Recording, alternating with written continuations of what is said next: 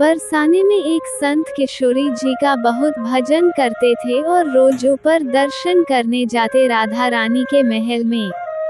बड़ी निष्ठा, बड़ी श्रद्धा थी किशोरी जी के चरणों में।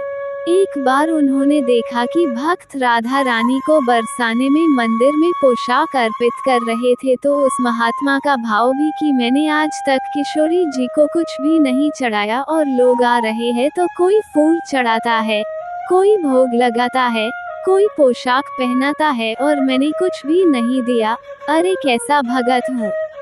तो उस महात्मा ने उसी दिन निश्चय कर लिया कि मैं अपने हाथों से बनाकर राधा रानी को सुंदर पोशाक पहनाऊंगा।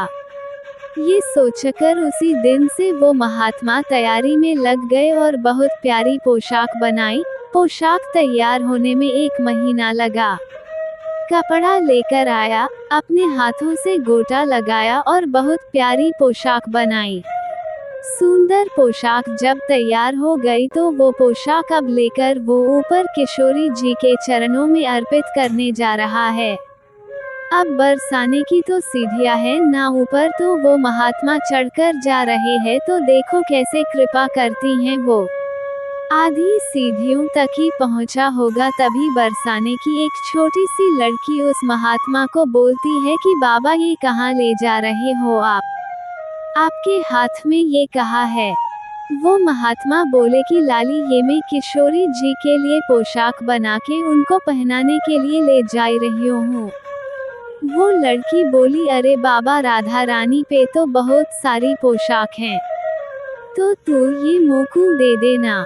तो महात्मा बोले कि बेटी तोकू मैं दूसरी बाजार से दिलवा दूंगो, ये तो मैं अपने हाथ से बनाकर राधा रानी के लिए लेकर जा रही हूँ, तोकू और दिवाया दूंगो। लेकिन उस छोटी सी बालिका ने उस महात्मा का दुपट्टा पकड़ लिया और बोली बाबा ये मोकू दे दे।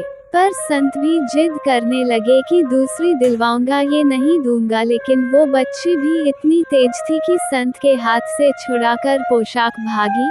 अब महात्मा तो इतने दुखी हो गए, बूढ़े महात्मा अब कहाँ ढूंढे उसको। तो वहीं सीढ़ियों पर बैठकर रोने लगे और संत वहां से निकले तो पूछा महाराज क्यों रो रहे हो?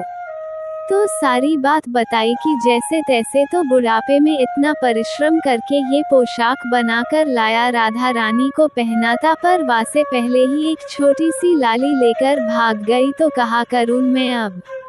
वो बाकी संत बोले अरे अब गई तो गई, कोई बात नहीं, अब कब तक रोते रहोगे, चलो ऊपर दर्शन करने। रोना बंद हुआ लेकिन मन खराब था क्योंकि कामना पूरी नहीं हुई ना, तो अनमने मन से राधा रानी का दर्शन करने संत जा रहे थे और मन में यही सोच रहे हैं कि मुझे लगता है कि किशोरी जी की इच्छा नहीं थी, शायद राधा रानी मेरे हाथों से बनी पोशाक पहनना ही नहीं चाहती थी। ऐसा सोचकर बड़े दुखी होकर जा रहे हैं।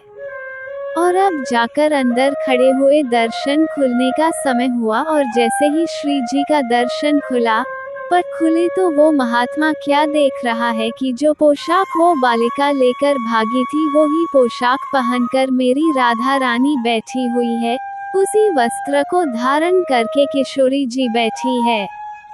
ये देखते ही महात्मा की आंखों से आंसू बहने लगे और महात्मा बोले कि किशोरी जी में तो आपको देने ही ला रहा था, लेकिन आपसे इतना भी सब्र नहीं हुआ, मेरे से छीनकर भागे आप। तो किशोरी जी ने कहा बाबा ये केवल वस्त्र नहीं, ये केवल पोशाक नहीं है, या में तेरो प्रेम छुपो भयो है, और प्रेम को पाने के लिए तो दौड़ना ही पड़ता है, भागना ही पड़ता है।